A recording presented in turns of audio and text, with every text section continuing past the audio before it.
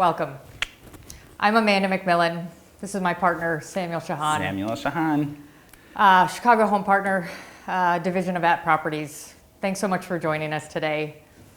Truth is, life has been, what's the word I'm thinking of? Insane. I was going to go for hectic, but I guess we could use insane. That'll work. It's insane.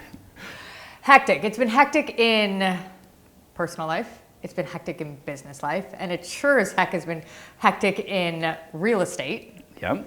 So Samuel and I came up with this idea, right? We are getting bombarded by our clients left and right. We are at another point where the market is, as I like to say, breathing a little bit differently, taking a little bit of a turn. And in that, we are getting questions and questions and questions from prospective clients. So we came up with this idea that we were going to meet monthly. We were going to dive in. We were going to kind of take some of these really hard questions. Some of them are really easy, so we appreciate those. Thank you so much. But we were going to take on some of these really tough questions and try and give our perspective. Right? Is that Yeah. Now, we have a lot of perspectives. Couple of disclosures, because there's always people out there that want to take what we say and twist it and change it and make it something different. First and foremost, we are experts in Chicago real estate. We are not talking about Chicagoland. We are not talking about the suburbs. We are not talking about Michigan or New York or Kentucky or California. We know amazing people in all of those areas. If you need recommendations, we do not know them. We are talking about Chicago real estate. We are talking about downtown. We are talking about the urban neighborhoods. We are experts in that. So if you want to come in and say, hey, that's different what you're saying market. is different in my market, 100%, we absolutely agree, and we're not trying to pitch that at all. Yeah.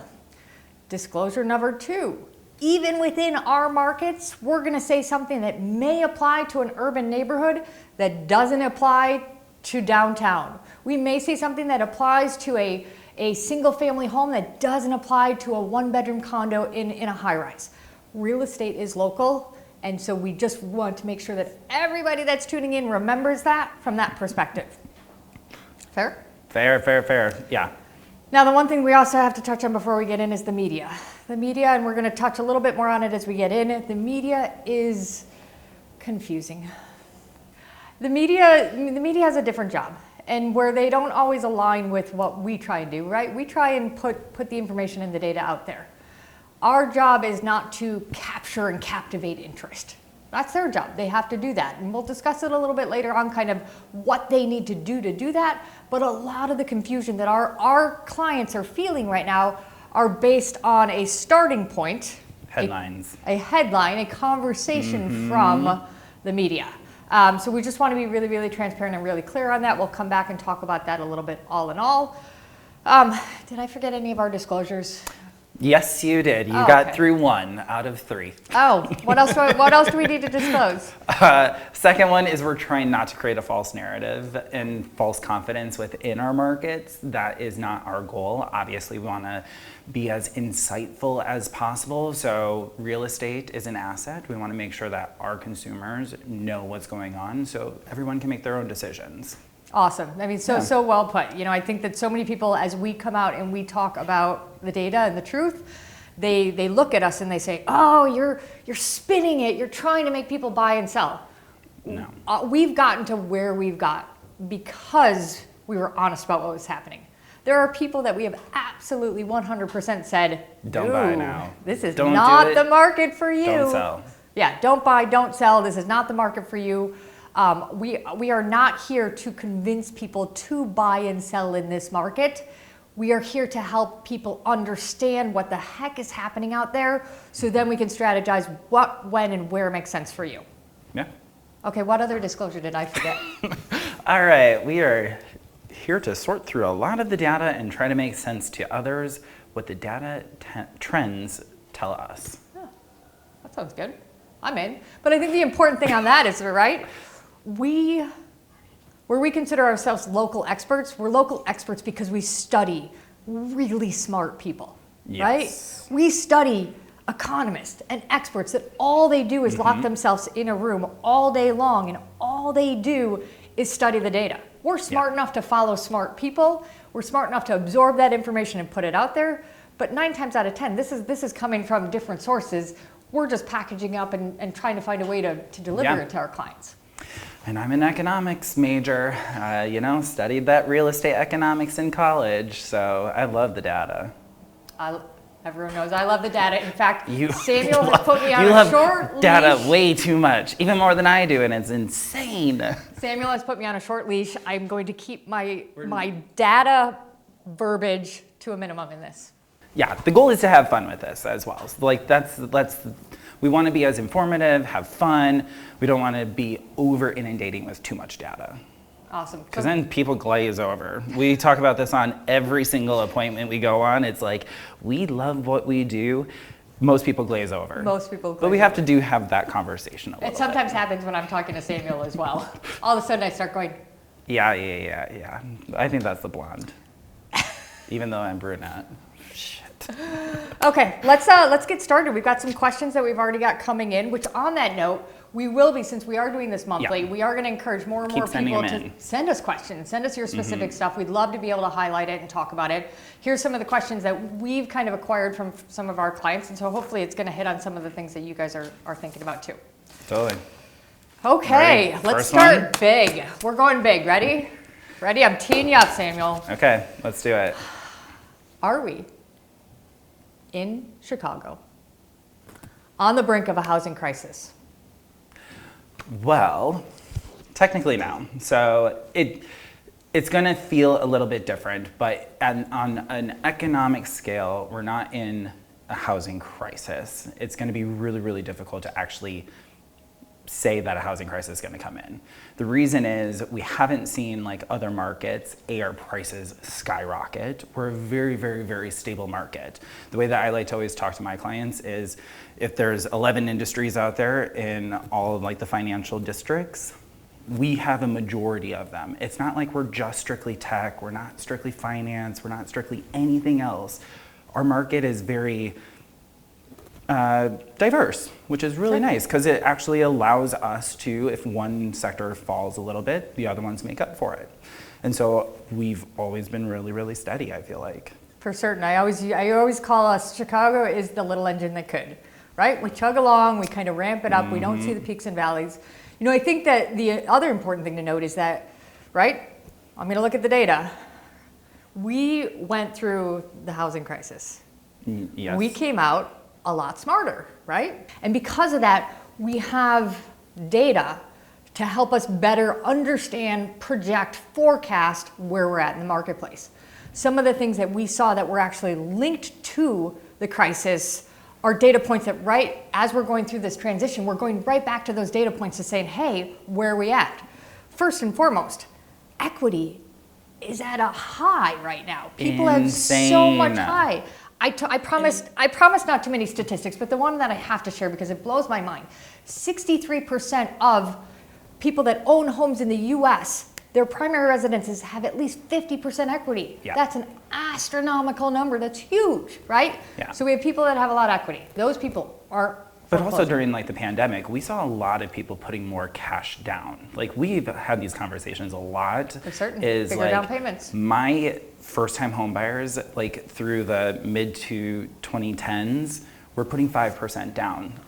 A majority of my clients were putting 20 to 30% down. Because they weren't spending money. For the pandemic. So they put that money down, which is automatic equity built in. And then we've seen some price appreciation over the last 2 years, which actually helps with that too. So the other thing kind of on that whole mortgage route that we've seen, subprime lending is almost non-existent, right? Subprime lending was a key ingredient of what toppled our market before, and that is almost non-existent right now. On top of that, what we consider risky loan products. Risky loan products would be shorter terms, a 5-year ARM, 7-year ARM, something like that. But very, very few people did ARM products because the 30-year fixed was so attractive, right? So what we saw was that we have a lot of really stable mortgage products out there, and the final ingredient, we still don't have any inventory. So we have great equity. We have very few subprime and risky loan products, and we have very little inventory. I can't predict the future. I can't tell you whether or not we technically are going to crash in this marketplace, but I can tell you all of the data tells us right now that is very unlikely. What is a housing recession? I think if you asked most people, they would have no idea. Well, okay, so like let's go back just a little bit context-wise, right? So Sure. like this year is the first year we're seeing housing recession in the headlines. And I It's a think new that's- buzzword. It's a buzzword, yeah. So that's like where people are coming up with this because literally, I mean, you watch CNBC every day and it comes It's up a housing every recession. day. But once again, if you ask those reporters that are talking about the housing recession, what actually constitutes a housing recession, I'd be willing to put a large wager on the fact that half of them don't even know the characteristics that are.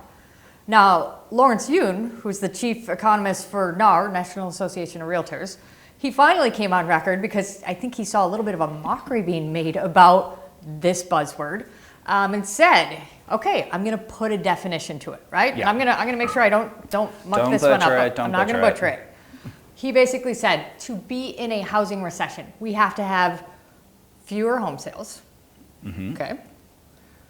Lower housing starts, new construction starts, a decline in mortgage lending, and this was a very strong word choice, a collapse in mortgage refinance. Okay, now let's talk about that. First of all, a collapse in mortgage refinance. Absolutely. Anybody that was going to refi Already did so did. when the interest rates were between 3 and 4%. So that whole market went away because a lot of people refied already. So we expect that very strongly word choice collapse. Okay, decline in mortgage lending. Yes, we're selling less homes. We're selling less homes because we were selling a lot of homes over the last few years. Yeah. So that is not scary. It's not anything we didn't predict. It's not anything that we didn't say was going to happen. So to me, I see that. Just fewer people are moving.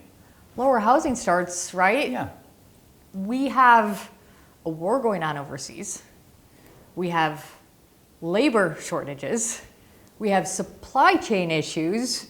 Of course there's lower housing starts. We've got lower housing starts. We've got lower inventory. We've got fewer home sales. And we've got a decline in people getting mortgages. Like, none of that is unexpected. None of that is scary. That's what we expect to happen in our market when you go from a very hot market to the market balancing.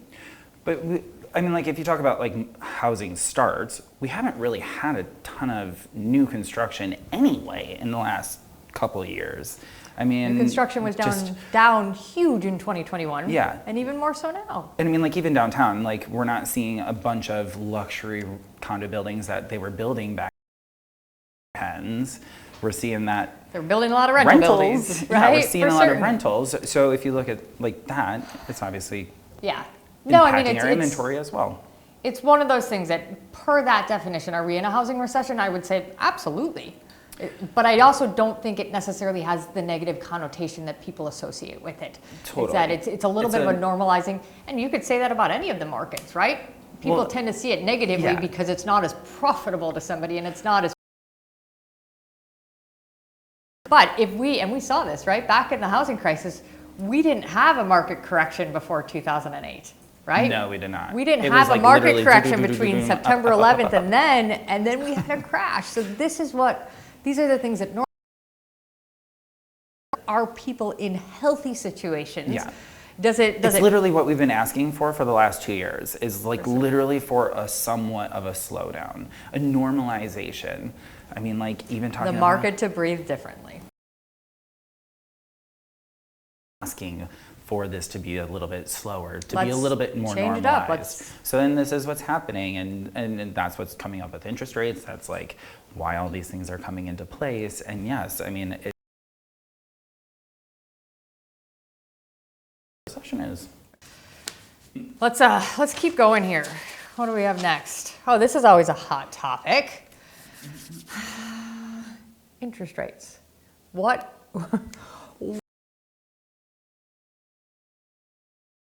Where are they going? What's happened? Why is this such a big topic this year? Well, so it's really been a topic for the last 2 years. I mean, like I would really say it started back in the pandemic. So the reason why they keep interest rates low is really to stimulate the economy. They need interest rates low. It's easier for people to borrow. It's easier for people to borrow for housing.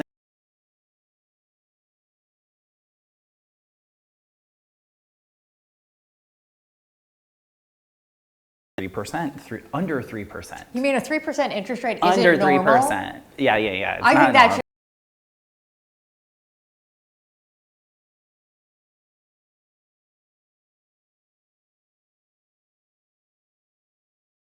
What we've statistically seen is that between 4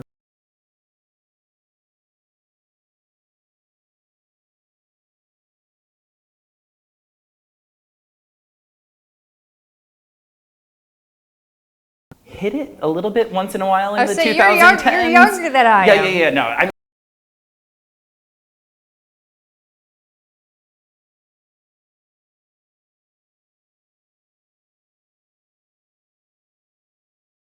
is it an overcorrection? Yes, probably.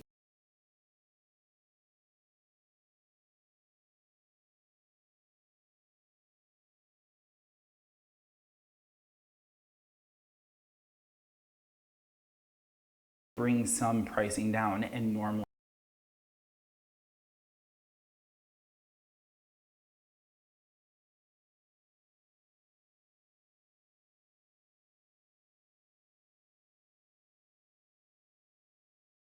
mortgage. Milk.